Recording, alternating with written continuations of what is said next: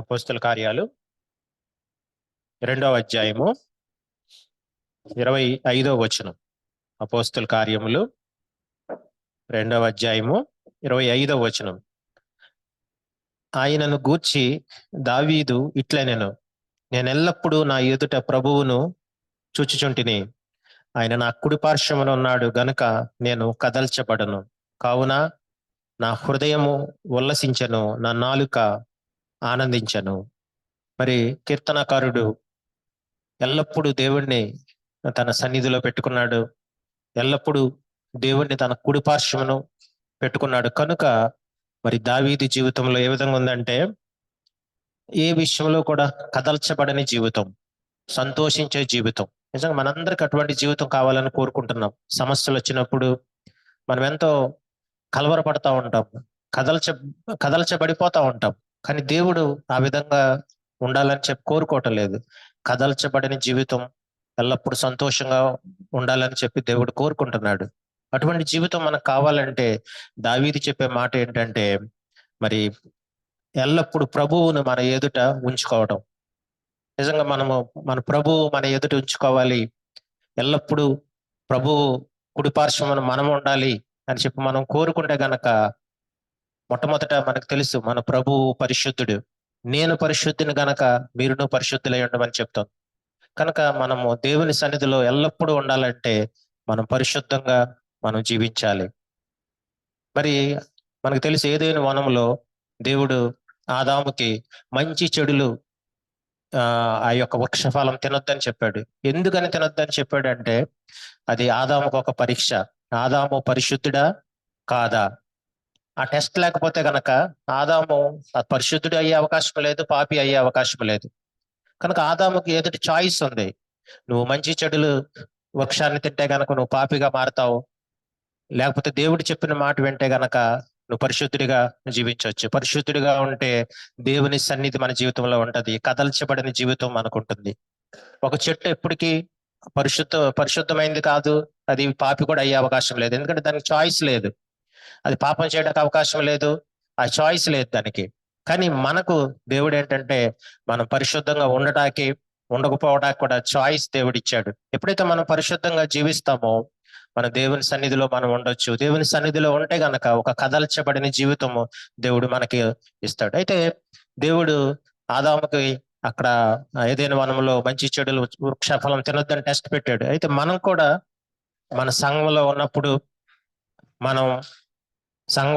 అదే విధంగా మన ఇంట్లో ఉన్నప్పుడు అనేక పరిస్థితులు గుండా మనం వెళ్ళడం ద్వారా, తోటి సహోదరుల ద్వారా మనం ప్రవర్తించే విధానాన్ని బట్టి మనం పరిశుద్ధులమా కాదనేది మనం తీర్పు తీర్చుకోవచ్చు.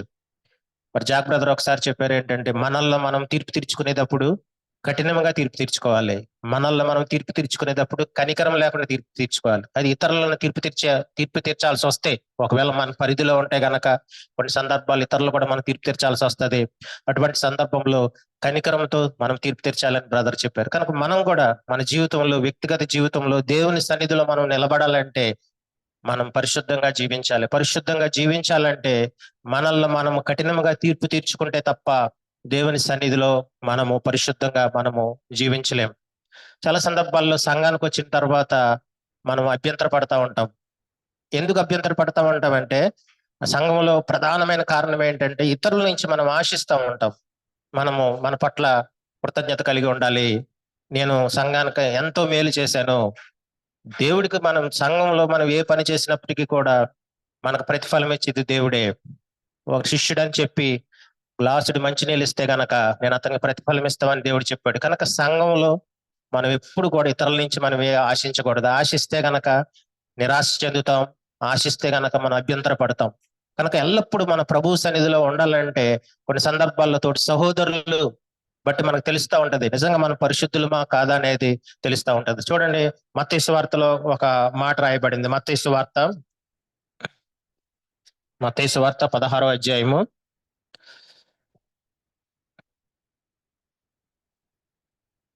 24వ వచనం. అప్పుడు యేసు తన శిష్యులను చూచి, ఎవడైనా నన్ను వెంబడింపగోరిన ఎడల తను తాను ఉపేక్షించుకుని తన సిలువనెత్తుకుని నన్ను వెంబడించవలెను. మరి ఈ యొక్క వాక్య భాగంలో మనం వ్యక్తిగత పరిశుద్ధ జీవితం గురించి, దేవుని యొక్క చిత్తాన్ని నెరవేర్చడం గురించి రాయబడింది. అయితే డిమాండ్స్ అంటే ఈ యొక్క వాక్య భాగంలో మనం అర్థం చేసుకోవాల్సింది ఏంటంటే, మన చాలా సందర్భాల్లో సంఘములు ఇతరులు ఏ విధంగా ఉండాలో అని చెప్పి మనం ఆశిస్తూ ఉంటాం. ఇతరుల పట్ల మనకు అనేకమైన డిమాండ్స్ ఉంటాయి. నా భార్య ఈ విధంగా ఉండాలి, నా భర్త ఈ విధంగా ఉండాలి, సంఘస్థులు ఈ విధంగా ఉండాలి, సంఘస్థులు నా పట్ల కృతజ్ఞత కలిగి ఉండాలి. ఇవన్నీ కూడా డిమాండ్స్ అన్నమాట. ఎప్పుడైతే మన జీవితంలో డిమాండ్స్ ఉంటాయో, కోరికలు ఉంటాయో, ఖచ్చితంగా మనం అభ్యంతర పడతాం. దేవుని వాక్యం ఏం చెప్తుందంటే, వీటన్నిటి విషయంలో, ఈ డిమాండ్స్ విషయంలో చచ్చిపోవాలని దేవుని వాక్యం చెప్తుంది. కనుక నిజంగా మనం అభ్యంతర పడుతున్నప్పుడు మనల్ని మనం పరీక్షించుకుందాం, మనల్ని మనం కఠినంగా తీర్పు తెచ్చుకుందాం. ఎందుకని, కారణం ఏంటి? నిజంగా మన జీవితంలో కోరికలు ఉన్నాయి కాబట్టే, ఇతరులు ఈ విధంగా మనం జీవించాలని చెప్పి మనం కోరుకుంటున్నాం కాబట్టే మన జీవితంలో అభ్యంతరాలు ఉన్నాయన్న విషయాన్ని మనము అర్థం చేసుకోవాలి. కనుక అటువంటి డిమాండ్స్ విషయంలో, కోరికల విషయంలో చచ్చిపోతే గనక నిజంగా దేవుని సన్నిధికి వెళ్ళి మనం నిలబడగలం. నేను పరిశుద్ధి కనుక మీరును పరిశుద్ధులై ఉండమని చెప్పారు. కనుక మనము సంఘంలో గాని, ఇంట్లో గాని మనం ఏదైనా పరిచర్య చేసినప్పుడు మనము ప్రతిఫలం ఆశించకూడదు. ఆ విషయాన్ని మనం అర్థం చేసుకోవాలి. మనకు ప్రతిఫలం ఇచ్చేది మన దేవుడే. ప్రతిఫలం ఖచ్చితంగా దేవుడు ఇస్తాడు. మనల్ని హెచ్చించేది దేవుడే. ఎవరు మనల్ని హెచ్చించలేరు, ఎవరిని మనల్ని దించలేరు. మనల్ని హెచ్చించేది, మనల్ని దీవించేది మన దేవుడే. కనుక అటువంటి దేవుడికి మనం సంతోషం అటువంటి దేవుడికి మనం లోపడతాం. అంతే తప్ప మన జీవితంలోంచి డిమాండ్స్ అనేది మనం తొలగించుకుందాం. అదేవిధంగా సంఘాల్లో ఉన్న మరొక పాపం ఏంటంటే అసూయ. చూడండి, మొదటి సమూయేలు గ్రంథం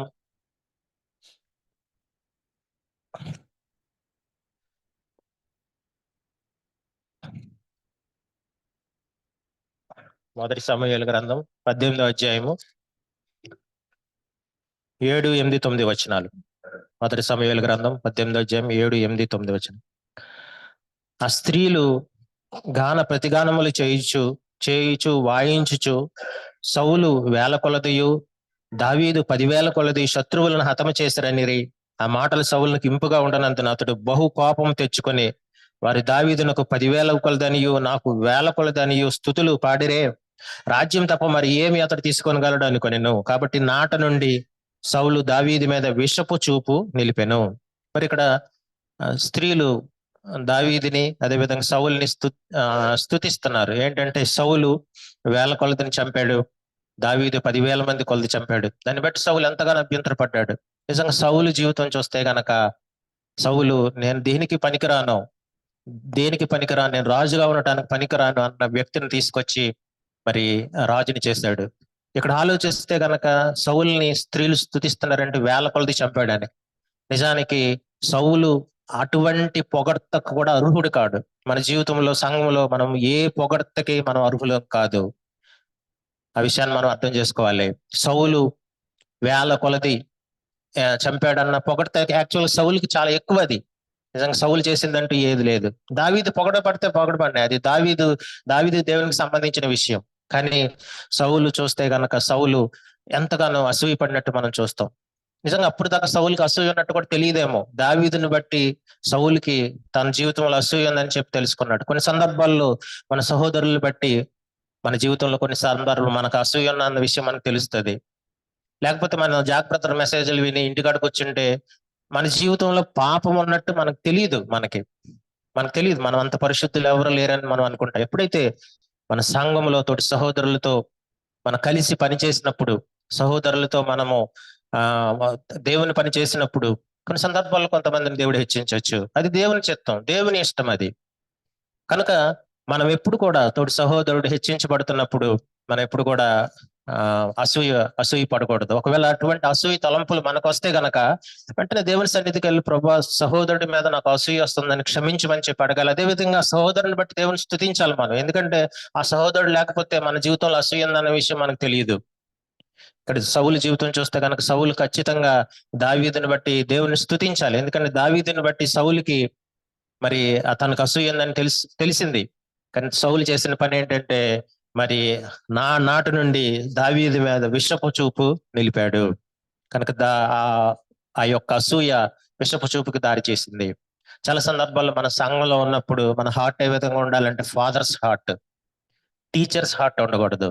ఒక టీచరు, బోధించే టీచరు ఎప్పుడు తన స్టూడెంట్ ఎప్పుడు తనకన్నా ఎక్కువ వెళ్ళటానికి ఇష్టపడాడు, తనకన్నా ఎప్పుడు తక్కువగా ఉండాలనే కోరుకుంటాడు. కానీ ఒక ఫాదర్ మాత్రమే, ఒక రిక్షా తొక్కుకునే ఫాదరు కలెక్టర్ అవ్వాలని కోరుకుంటాడు, తనకన్నా ఎక్కువ ఉండాలని కోరుకుంటాడు. అది ఫాదర్స్ హార్ట్ అంటే. కనుక మన జీవితంలో అటువంటి హార్ట్ కోసం మనం అడుగుదాము. కనుక మన జీవితంలో అభ్యంతరపడే స్వభావం ఉంది, అది సంఘంలోనే తెలుస్తుంది. మన జాక్ బ్రదర్ మెసేజ్లు విని ఇంటికాడ కూర్చుంటే మనంత పరిశుద్ధులు ఎవరు లేరని అనుకుంటాం. మన జీవితంలో అసూయ ఉంది, అది ఇంట్లోనే సంఘంలోనే మనకు తెలుస్తుంది మన జీవితంలో. కనుక అటువంటి పాపాలు మన జీవితంలో ఉంటే గనక మనము దేవుని సన్నిధికి వెళ్ళి మనం పశ్చాత్తాపడి, ప్రభా ఈ పాపాల నుంచి నాకు విడుదల కలగజేయ ప్రభా అని అడిగినప్పుడు ప్రభు మనకి సహాయం చేస్తాడు. అదేవిధంగా ఇంకొకటి, మన పరిశుద్ధత నుంచి దూరం చేసే ఇంకొక పాపం ఏంటంటే క్షమించలేని గుణం. చూడండి, కొలసీలు రాసిన పత్రిక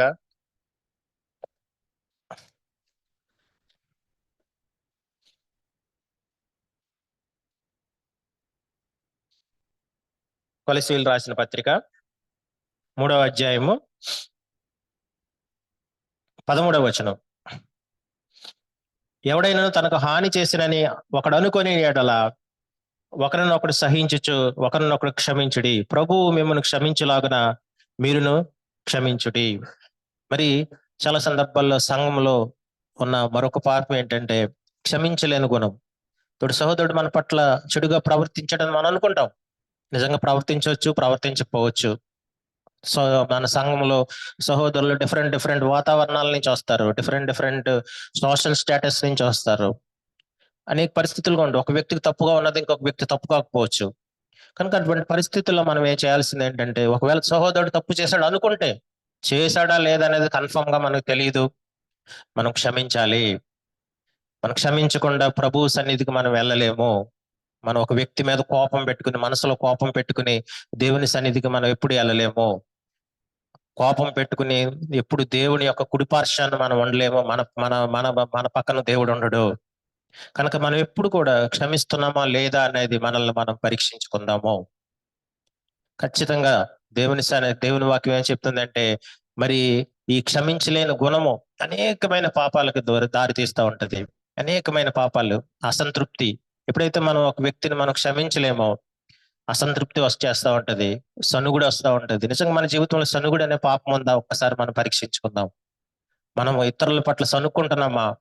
ఒకే ఒక వ్యక్తిని మన పట్ల తప్పు చేశాడు అనుకుంటే కనుక ఆ వ్యక్తిని మనం క్షమించాలి, హృదయపూర్వకం క్షమించాలి. ఒకవేళ క్షమించలేకపోతే దేవుని సన్నిధికి వెళ్ళి, ప్రభా ఆ సహోదరుని నేను క్షమించలేకపోతున్నాను, నాకు క్షమించే గుణం నాకు ఇవ్వు ప్రభా అని ప్రభువుని మనం అడగాలి. మనం కనుక క్షమించే విషయంలో ఆ క్షమాపణ లేదు అంటానికి గుర్తు ఏంటంటే, మన జీవితంలో అసంతృప్తి ఉంటది, మన జీవితంలో సనుగుడు ఉంటది, మన జీవితంలో తిరుగుబాటు ఉంటది, క్షమించలేని గుణం ఉంటే గనక. సంఖ్యాకాండంలో ఒకనొక సందర్భంలో ఒక వ్యక్తి విశ్రాంతి దినం రోజున కట్టెలు ఏరుకుంటున్నాడు. కట్టెలు ఏరుకుంటున్నప్పుడు మరి అతను తీసుకొచ్చినప్పుడు మోషేని అడిగారు, ఏం చేయమంటారు ఇది అని చెప్పి. మోషే దేవుడిని అడిగినప్పుడు దేవుడు చెప్పిన మాట ఏంటంటే, రాళ్లతో ఒకటి చంపేయమన్నాడు. నిజంగా మరి చుట్టుపక్కల కోరాహు మిగిలిన వాళ్ళందరూ కూడా చాలా అభ్యంతరపడ్డారు.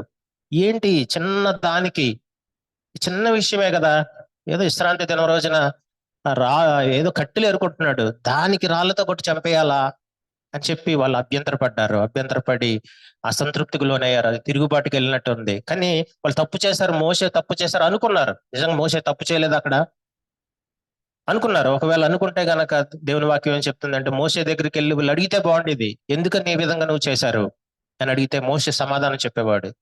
అక్కడ సమాధానం ఏంటంటే, వాళ్ళ యాటిట్యూడ్, ఆ వ్యక్తి యొక్క యాటిట్యూడ్, తిరుగుబాటు చేసే యాటిట్యూడ్. చిన్న తప్పే కానీ అతడు ఏంటి మోసే చెప్పిన మాట మేము వినేదేంటి, దేవుడు చెప్పే మాట మేము వినేదేంటి అని అనే యాటిట్యూడ్ బట్టి అక్కడ రాళ్లతో కొట్టి చంపారు. ఆ విషయం కోరాహు మోసెస్తో మాట్లాడితే గనక ఖచ్చితంగా అతడు చెప్పేవాడు. ఇంకొక సందర్భంలో మనకు తెలుసు, దావీదు అసలు యాజకులు తినాల్సిన రొట్టెలే తినేశాడు దావీదు. కానీ దావీదుని దేవుడు ఏం చేయలేదు, క్షమించాడు. ఎందుకంటే అక్కడ అవసరం, దావీదుకి అక్కడ అవసరం, అక్కడ అంత ఆకలిగా ఉన్నాడు, అతడు భోజనం చేయాలి, విశ్రాంతి దినాన్ని మీరాడు, అయినప్పుడు దేవుడు అతన్ని శిక్షించలేదు. అసలు అతను పాపం చేసినట్టు కూడా దేవుడు మాట్లాడలేదు. కనుక అక్కడ యాటిట్యూడ్ అనమాట. కనుక మన జీవితంలో కూడా మనం క్షమించాలి. ఒకవేళ తప్పు చేశారని అనుకుంటే గనక మనం క్షమించాలి. ఎందుకంటే మనం రెండు వైపులా వింటే తప్ప తప్ప ఒప్ప అనేది మనం జడ్జ్ చేయలేం. ఒక వ్యక్తి దగ్గర మాట విని తప్పు అని చెప్పి మనం తేల్చేయలేం. రెండో వ్యక్తి కూడా చెప్పినప్పుడే, రెండు వైపులా మనం మాట విన్నప్పుడే మన తప్ప ఒప్ప అనేది మనకు తెలుస్తుంది. కనుక మనం దేవుని వాక్యం చెప్తుంది ఏంటంటే 25వ సంవత్సరంలో దేవుని సన్నిధిలో మనం నిలబడాలి. దేవుని సన్నిధిలో ఉంటే కనుక మనం కదల్చబడని జీవితం, సంతోషకరమైన జీవితం ఇవ్వడానికి దేవుడు సిద్ధంగా ఉన్నాడు. మనకు దేవుడు సిద్ధంగా ఉన్నాడు. అయితే దేవుడు పరిశుద్ధుడు కాబట్టి మనం కూడా పరిశుద్ధంగా జీవించాలి. మనం పరిశుద్ధంగా ఉన్నామా లేదంటానికి సంఘంలో, ఇంటిలో మనకు అనేక పరిస్థితుల ద్వారా దేవుడు మనకు తెలియజేస్తా ఉంటాడు. అభ్యంతరపడే స్వభావము, క్షమించలేని గుణము, అసూయ, ఇవన్నీ వచ్చినప్పుడు మన జీవితంలో దేవుని సన్నిధికి వెళ్ళి ప్రభా వీటన్నిటి ఈ పాపాలన్నిటి నుంచి నాకు విడుదల కలిగజేయమని అడిగితే ప్రభు సహాయం చేస్తాడు. అదే విధంగా ప్రభు సన్నిధికి మనం ఉండాలంటే మనం ఎప్పుడు కూడా ఒక సేవకుడిలాగా మనం ఉండాలి. సంఘంలో మనం ఎప్పుడు కూడా ఒక సేవకుడిలాగా ఉండాలి. సేవకుడిలాగా ఉండడం అంటే మనం వచ్చి పనులు చేయడం కాదు. ఓకే, చేయడం చాలా మంచిది, పనులు చేయాలి, పనులు చేయకపోతే సంఘం నడవదు. కానీ మన ఇతరుల పట్ల మనం ఆలోచించే సేవకుని మనస్తత్వం మనం కలిగి ఉండాలి. ఎవరిని మనం కించపరచకూడదు.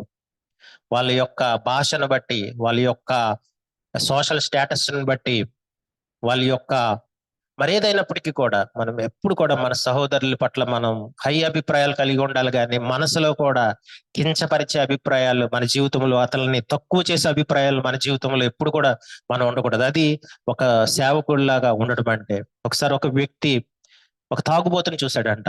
తాగుబోతుని చూసినప్పుడు అతన్ని మనం కించపరచడానికి లేదు. ఓకే, నేను దేవుని కృప వల్ల నేను తాగటం లేదు, ఒకవేళ దేవుని కృప ఉంటే అతడు నాకన్నా శ్రేష్టమైన వ్యక్తి అయ్యేవాడేమని చెప్పి ఆ వ్యక్తి కించపరచలేదంట. అటువంటి ఆలోచనలు మనం కలిగి ఉండాలి. ఇంకొకసారి ఒక సంఘంలో ఒక మంచి వస్త్రాలు కలిగిన వ్యక్తి, మంచి వస్త్రాలు, ఖరీదైన వస్త్రాలు వేసుకున్న వ్యక్తి కనిపించాడంట. కనిపిస్తే మనం కొన్ని సందర్భాలు అటువంటి వస్త్రాలు, మంచి వస్త్రాలు వెంటనే కించపరుస్తాం. కానీ ఆ వ్యక్తి లేదు, ఇతడు మంచి వస్త్రాలు వేసుకుంటే వేసుకురావచ్చు, కానీ అతని హృదయం నాకన్నా బాగుందేమో అని చెప్పి ఆ వ్యక్తిని కించపరచలేదంట. సో మనం ఇతరులను, సంఘం వెలుపల వారిని కూడా మనం కించపరచకూడదంటే సంఘం లోపల వారి పట్ల మనం ఎలా ప్రవర్తించాలో మనం అర్థం చేసుకోవాలి. ఒక సేవకుని ఆత్మ మనం కలిగి ఉండాలి. ఎప్పుడు కూడా ఇతరులను మనం కించపరచకూడదు. ఇతరుల సంఘస్థుల మీద ఎప్పుడు కూడా మనల్ని మనం హెచ్చించుకోకూడదు. ఇర్మియా గ్రంథంలో ఒక మాట రాయబడింది చూడండి.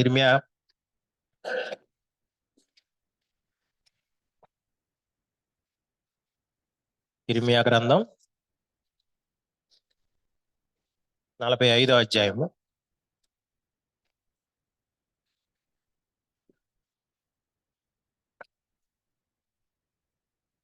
45వ వచనం, 5వ వచనం. నీ నిమిత్తము నీవు గొప్ప వాటిని వెతుకుచున్నావు, వెతకవద్దు. దేవుడు బారూకు చెప్పే మాట ఏంటంటే, బారూకు పరిచర్య చేస్తున్నాడు సంఘంలో ఉన్న వ్యక్తి. దేవుడు చెప్పాము, నువ్వు గొప్ప వాటిని వెతుకుతున్నావు, వెతకొద్దు. మనం ఎప్పుడు కూడా సంఘంలో మనల్ని మనం హెచ్చించుకోకూడదు. ఇతరులను మనం హెచ్చించాలని చెప్పి మనం కోరుకోకూడదు. నేను బాగా పాడుతున్నాను, నేను బాగా వాక్యం చెప్తున్నాను అని చెప్పి మనము ఇతరులు మనల్ని మెచ్చుకోవాలి అని చెప్పి మనం ఆశించకూడదు. దేవుణ్ణి మాత్రమే మనం సంతోష పెట్టాలి. అది సేవకుని ఆత్మ.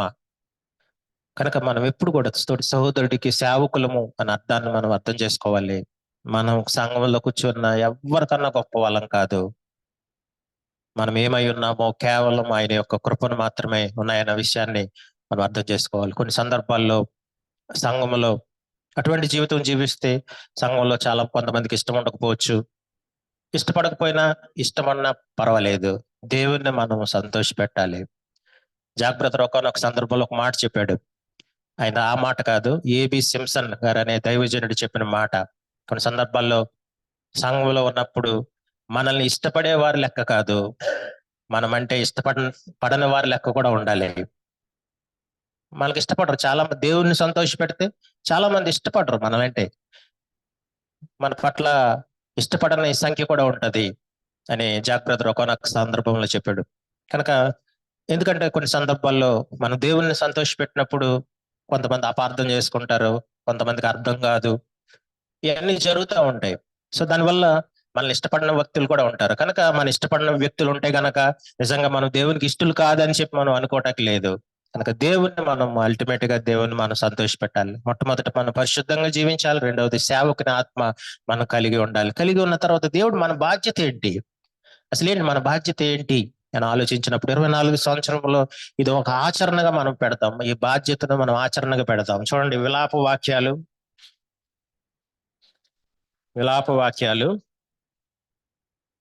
2వ అధ్యాయము 18, 19 వచనాలు. జనులు హృదయపూర్వకంగా యెహోవాకు మొర్రపెట్టుదురు.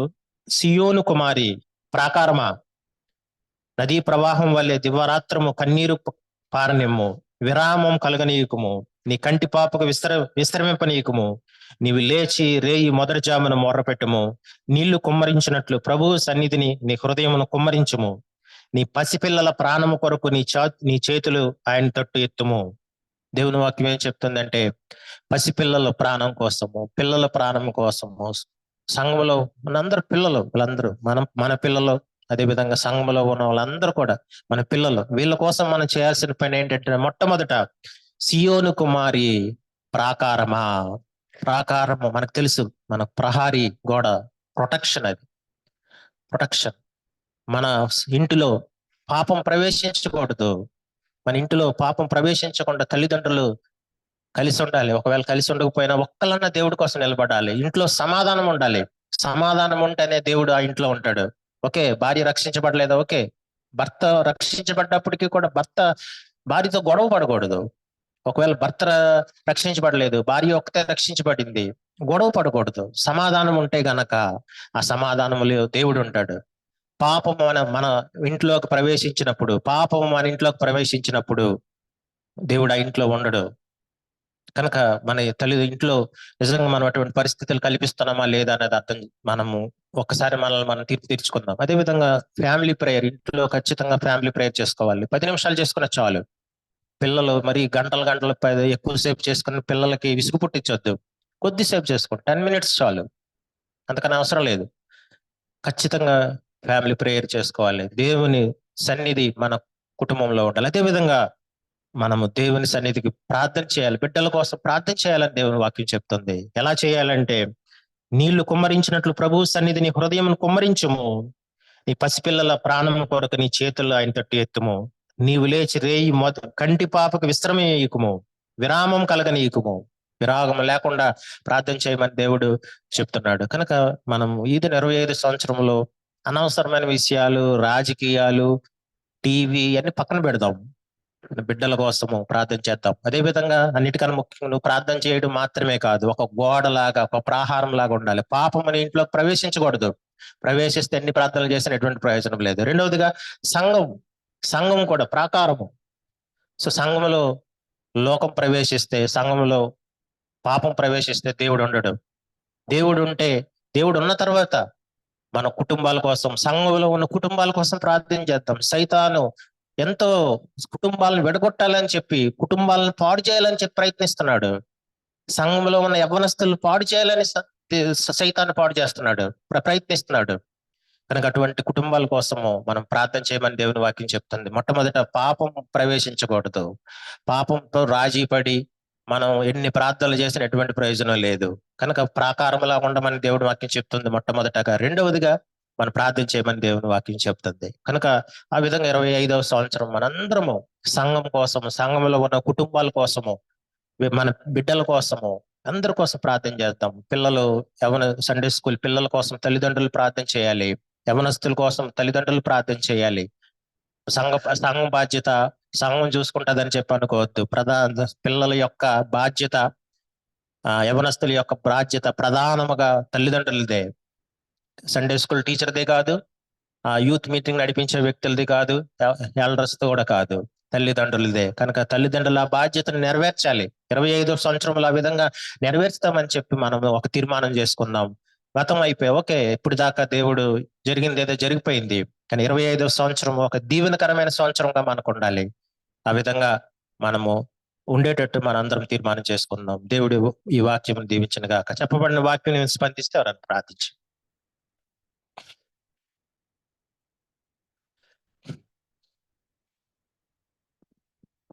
ప్రేమ కలిగిన తండ్రి, పరిశుద్ధుడు దేవా, మీకు వందనాలు, స్తోత్రం చెల్లిస్తున్నాం.